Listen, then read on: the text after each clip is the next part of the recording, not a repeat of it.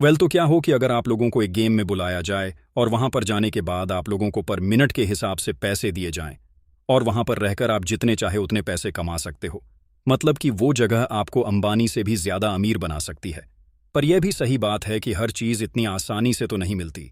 तो उस जगह पर रहने की भी कुछ प्रोज और कॉन्स थे जो कि आप लोग तो फेस नहीं कर सकते। पर आज हमारी कहानी के जो मुख्य किरदार होने वाले हैं उन्होंने ये सारी चीजें उसी गेम में फेस करी थीं। तो चलिए अपनी बातों को आगे ना बढ़ाते हुए सीधा शुरू करते हैं कहानी के साथ।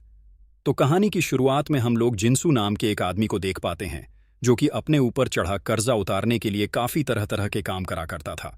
पर यह कर्जा उसके ऊपर इसी वजह से चढ़ा था क्योंकि उसने अपने एक दोस्त के ऊपर भरोसा करा था जिसने उसको शेयर मार्केट का लालच देते हुए उससे उसके सारे पैसे ले लिए। और जिंसू ने भी लालच में आकर और भी कर्जा लेकर पैसे दे दिए, जिसके बाद उसके ऊपर काफी सारा कर्जा तो हो गया पर उसका दोस्त सारे पैसे लेकर भाग गया। और अभी के समय पर जिंसू के ऊपर 900 मिलियन का कर्जा था। तब वह काफी ज्यादा परे ऐश क्षण हो जाता है और उसे यह बात भी पता चल गई थी कि वह कभी भी इतनी आसानी से कर्जे को नहीं झुका सकता। और यही सब सोचते हुए वह डिसाइड कर लेता है कि आज वो अपनी जिंदगी को खत्म कर देगा। अब वो एक ब्रिज के ऊपर से कूदकर अपनी जान देने ही वाला था कि तभी अचानक से ही उसके अकाउंट में कोई 4 मिलियन वन डिपॉजिट कर देता है, जो देखने के बाद तो जिंसू की आंखें खुली की खुली रह गई थीं। तभी अचानक से ही उसके सामने एक लीमो आकर खड़ी होती है और उसे अपने साथ चलने का इशारा करती है। तब वो लिमो जिंसू को अपने साथ एक थिएटर के बाहर लेकर चली जाती है, जहां पर अंदर जाने के बाद जिंसू को पता चलता है कि उसे डेड एट शो में इनवाइट करा गया है, जिसके यही रोल्स लिखे हुए थे कि उसे उस जगह पर रहने के पैसे मिलेंगे। उसे वहां पर रहने के लिए किसी स्किल की जरूरत नहीं थी और वहां रहने के लिए उसे खाना भी दिया जाएगा। और जैसे जैसे टाइम बीतेगा वैसे वैसे प्राइस मनी भी बढ़ता जाएगा।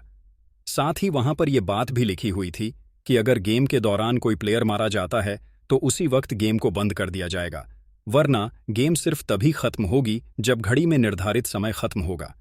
गेम चालू करने के लिए जिंसू को सामने रख के नंबर कार्ड में से एक कार्ड उठाना था और वही गेम के दौरान उसकी आईडी होने वाली थी। और अगर वह गेम को नहीं खेलना चाहता था तो वो साइड में रख के 20 मिलियन वन को लेकर वहां से जा सकता था। जिंसू शुरुआत में तो बहुत ज्यादा डर जाता है और डिसाइड करता है कि वो 20 मिलियन वन लेकर यहां से चला जाएगा। पर बाद में जब उसे रियलाइज होता है कि असली दुनिया में उसकी जिंदगी वैसे भी झंड है, तो वो 3 नंबर का कार्ड लेकर गेम के अंदर चला जाता है। अब अंदर जाने पर उसे एक बहुत बड़ा हॉल दिखाई देता है जहां पर ज्यादातर चीजें नकली थीं। उसके सामने एक बिल्डिंग थी जिसमें लगभग 8 फ्लोर थे, जो देखने के बाद जिंसू को कुछ भी समझ में नहीं आता। पर वह अपने कार्ड के नंबर के हिसाब से 3rd फ्लोर पर चला जाता है। तब 3rd फ्लोर के रूम में जाने पर उसे पता चलता है कि उसका रूम सिंपल सा था, जिसमें एक स्कोरबोर्ड, एक इंटरकॉम कैमरा और विंडोज की जगह पर एक फेक स्क्रीन लगी हुई थी। मतलब कि यह जगह पूरी तरह से आइसोलेटेड थी और इसे यहां पर रहने के ही पैसे मिलने वाले थे। तो वहां पर उसने एक लिफ्ट दिखाई देती है जिसकी मदद से ही वो लोग शायद उस तक खाना पहुंचाने वाले थे। उसके अंदर अभी के समय पर एक यूनिफॉर्म रखी हुई थी और साथ ही एक रोल बुक भी रखी हुई थी। अब उस बुक को पढ़ने पर जिंसू को पता चलता है कि उस जगह पर रहने की उसको हर मिनट 3000 वन मिलने वाले थे।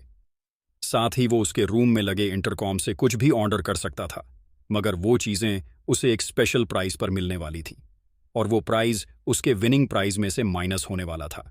साथ ही वह किसी भी कैमरा के साथ कोई भी छेड़छाड़ नहीं कर सकता, क्योंकि अगर वह ऐसा करता है तो उसके जीते गए मनी में से उसे सिर्फ आधा पैसा ही मिलेगा।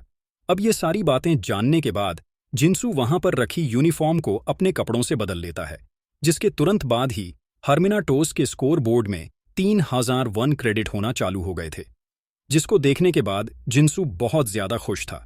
अब इसी तरह से थोड़ी देर और बीत जाती है, पर थोड़ी देर बाद जिंसू को वहां पर नींद आने लग गई थी, मगर रूम में बहुत ज्यादा सर्दी थी। इसीलिए जिंसू एक स्लीपिंग बैग मंगवाने का डिसाइड करता है। फिर जब वो टेलीकॉम सर्विस में कॉल करता है तो उसे पता चलता है कि स्लीपिंग बैग की कीमत यहां पर बाहर की दुनिया से 100 गुना ज्यादा थी और बाकी सामान भी वहां पर बाहर की दुनिया से 100 गुना ज्यादा ही महंगा था, जो जानकर जिंसू बस यूज न्यूज़पेपर और कार्डबोर्ड को ऑर्डर कर कर उन पर ही सोने जाने लगता है। अब उसको वॉशरूम जाने की जरूरत पड़ती है, तब उसके लिए वो एक खाली बिस्लरी की बोतल को ऑर्डर करता है। अब अगले दिन जब उसकी आंख खुलती है तो उसे बाहर से और भी प्लेयर्स की आवाज आ रही थी, जो सुनने के बाद जब वह बाहर जाता है तो उसे वहां पर और भी काफी सारे लोग मिलते हैं जो कि अलग अलग फ्लोर पर रहा करते थे। अब वो सब एक दूसरे को देखने के बाद बहुत ज्यादा खुश थे, पर किसी को भी ये बात समझ नहीं आ रही थी कि आखिरकार उन लोगों को वहां पर लेकर कौन आया था।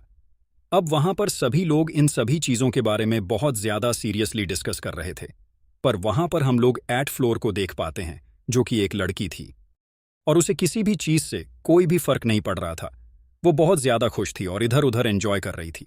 तब ये लोग वहां पर एक टाइमर को देखते हैं जो कि 35 घंटे पर सेट था, और उसे देखने के बाद इन लोगों को समझ आ जाता है कि जब ये टाइमर खत्म होगा उसी वक्त पर यह गेम भी खत्म हो जाएगा।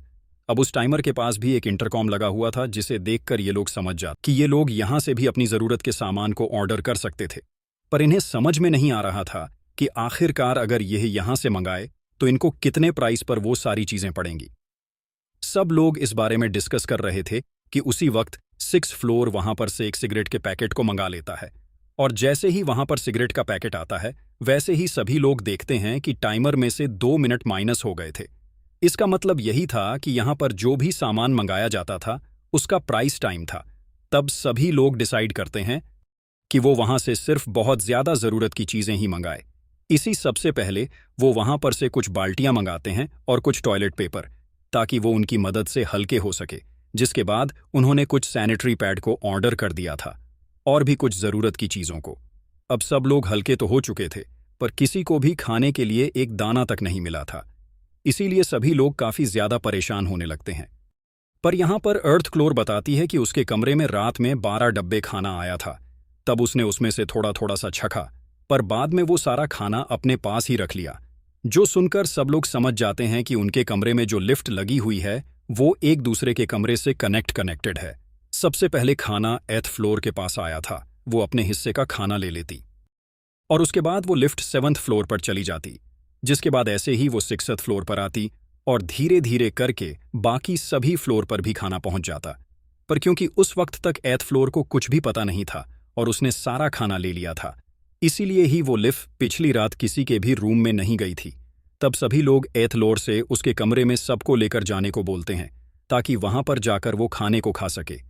अब अर्थ जोर के कमरे में आने के बाद सभी लोगों की आंखें बड़ी बड़ी हो गई थीं, क्योंकि असल में अर्थ लोर का कमरा बहुत ज्यादा बड़ा था, और साथ ही उसे 1 मिनट के 24,000 वन मिला करते थे। और तब जाकर सबको समझ आता है कि हर फ्लोर पर सबको अलग अलग अमाउंट मिलता था। 1st फ्लोर को बस हर मिनट के 23,000 वन मिलते थे, और 8th फ्लोर को 4,000 वन सब। बस अब यही बात सोचने लगते हैं कि शायद उन्हें सबसे पहले ही सबसे बड़ा नंबर चूज करना चाहिए था। पर अभी आगे सब लोग खाना खाते हैं और एक्स्ट्रा खाने को रख देते हैं, ताकि अगर बाद में किसी को भूख लगे तो वह उस खाने को खा सके। अब शाम में जब सभी लोग खाना खा रहे थे तभी लोर वहां पर मौजूद नहीं थी, इसीलिए 4th फ्लोर उसको बुलाने के लिए जाती है।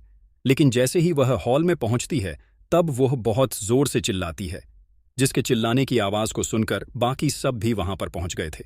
वहां पर 8th फ्लोर ने ऑल के इंटरकॉम से बहुत सारे कपड़े और मेकअप का सामान मंगवा लिया था, और गेम को अब खत्म होने में सिर्फ 15 मिनट ही बाकी थे, जो देखने के बाद सभी प्लेयर उसके ऊपर गुस्सा करने लगते हैं, क्योंकि अब उन्हें 15 मिनट बाद बस उतने ही पैसे लेकर वहां से जाना पड़ेगा जितना अमाउंट उन्हें अब तक मिला था। पर ए फ्लोर सबको बताती है कि उसे पता है कि कैसे टाइमर के टाइम को बढ़ाया जा सकता है, जो सुनने के बाद सभी लोग बहुत ज्यादा शॉक थे।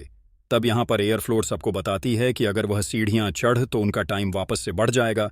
अब यह बात जानने के बाद किसी को भी उसकी बातों पर भरोसा नहीं हो रहा था, पर क्योंकि उनके पास कोई और रास्ता था भी नहीं, इसलिए वह तुरंत ही सीढ़ियां चढ़ना उतरना चालू कर देते हैं। उसमें 1st फ्लोर को सबसे ज्यादा दिक्कत आ रही थी, क्योंकि वो एक पैर से अपाहिज था। 15 मिनट तक वो लोग लगातार भागते रहते हैं। फिर 15 मिनट तक भागने के बाद वो लोग वापस से जब टाइमर को देखते हैं तो उसमें उन्हें 24 घंटे का टाइम वापस से मिल गया था, और तब जाकर सबकी जान में जान आती है। साथ ही वो लोग बहुत ज्यादा खुश भी थे, क्योंकि उन्हें अब टाइमर को बढ़ाने के बारे में पता चल गया था। इसका मतलब यही था कि वो जब तक चाहते इस जगह पर रुककर पैसे कमा सकते थे। अब ये लोग इसी तरह से रोज सीढ़ियों पर भागना चालू कर देते हैं, जिसके बाद इन्हें टाइम तो मिल रहा था, पर धीरे धीरे कर टाइम की वैल्यू खत्म होती जा रही थी, और ये लोग बहुत ज्यादा भाग भी रहे थे, तो इन्हें बहुत ज्यादा थकान भी हो जाती थी। इसीलिए वो लोग 4-4 के ग्रुप में डिवाइड हो जाती हैं और डिसाइड करती हैं कि एक दिन अगर एक ग्रुप भागेगा तो दूसरा ग्रुप उस दिन आराम करेगा, जिसके बाद जब दूसरा ग्रुप भागेगा तो पहले ग्रुप को आराम करने का टाइम मिल जाएगा। अब जिस ग्रुप में 8th और सिक्स्थ फ्लोर थे। उसी ग्रुप में फर्स्ट फ्लोर भी था। और क्योंकि वो हैंडीकैप था और उसे सीढ़ियां चढ़ने उतरने में बहुत ज्यादा दिक्कत होती थी, इसलिए सिक्स्थ फ्लोर उसे बहुत बुरी तरह से मारता है, जो देखने के बाद सेकंड फ्लोर को बहुत ज्यादा गुस्सा आती है और वो यहां पर सिक्स्थ फ्लोर से लड़ाई करने लगती है। लेकिन बाद में यह डिसाइड होता है कि सेकंड फ्लोर या फर्स्ट फ्लोर की जगह भी भागेगी। इसका मतलब यही था कि उसे लगातार 6 के 6 दिन भागना था। पर यह देखने के बाद थर्ड फ्लोर मतलब हमारे जिंसू को बिल्कुल भी अच्छा नहीं लगता, इसीलिए वो डिसाइड करता है कि कभी कभी वो भी सेकंड फ्लोर की जगह भाग लिया करेगा। इसी तरह से कुछ दिन और बीत जाते हैं और इनके सामने आती है एक और बड़ी मुसीबत। इन सभी लोगों के कमरे में धीरे धीरे करके टॉयलेट वेस्ट बहुत ज्यादा बढ़ गया था, इसीलिए वहां पर रहना बहुत ज्यादा मुश्किल होता था। तब फर्स्ट फ्लोर डिसाइड करता है कि वो सभी लोगों का टॉयलेट वेस्ट अपने कमरे में रखेगा, क्योंकि वो भागकर टाइम बढ़ाने में भी मदद नहीं कर रहा था, जिस पर बाकी सब भी एग्री कर जाते हैं। और वो लोग सारे के सारे टॉयलेट वेस्ट को फर्स्ट फ्लोर के रूम में भेज देते हैं और वहां पर बहुत ज्यादा गंदगी हो जाती है, जिसके थोड़ी दिनों बाद हम लोग देख पाते हैं कि अब इन लोगों को पहले के मुकाबले दौड़ने पर बहुत कम समय मिल रहा था। साथ ही रोज दौड़ने की वजह से उन लोगों की हालत बहुत ज्यादा खराब हो गई थी। तब एक दिन फोर्थ फ्लोर को दौरे पड़ने लगते हैं और सभी लोग उसे उठा के तुरंत ही हॉल की डिलीवरी एज के पास आती हैं। तब वो वहां के इंटरकॉम से एक दवाई को मंगाना चाहते थे, पर सिक्स फ्लोर उसके लिए साफ इनकार करने लगता है, क्योंकि इससे काफी ज्यादा टाइम चला जाता और इन लोगों को पहले के मुकाबले कम टाइम भी मिल रहा था। सेकंड फ्लोर को इस बात पे बहुत ज्यादा गुस्सा आती है और वो तुरंत ही सिक्स फ्लोर से लड़ाई करने लगती है। इन दोनों के बीच में बहुत खतरनाक लड़ाई होती है और हम लोग देखते हैं कि वहां पर 40 घंटे का टाइम इन्हें एक बारी में मिल गया था। तब जाकर सेवंथ फ्लोर को समझ आता है कि असल में टाइम सीढ़ियां चढ़ने से नहीं बढ़ता। यहां पर बहुत सारे कैमरा लगे हुए थे और अगर इन्हें टाइम बढ़ाना था तो इन्हें उन लोगों को एंटरटेन करना पड़ेगा जो इन्हें लगातार देख रहे थे। और अभी जो सेकंड और सिक्स्थ फ्लोर के बीच में लड़ाई हुई, वो देखने के बाद उन लोगों को मजा आया और इसीलिए उन्होंने 40 घंटे उन्हें दे दिए।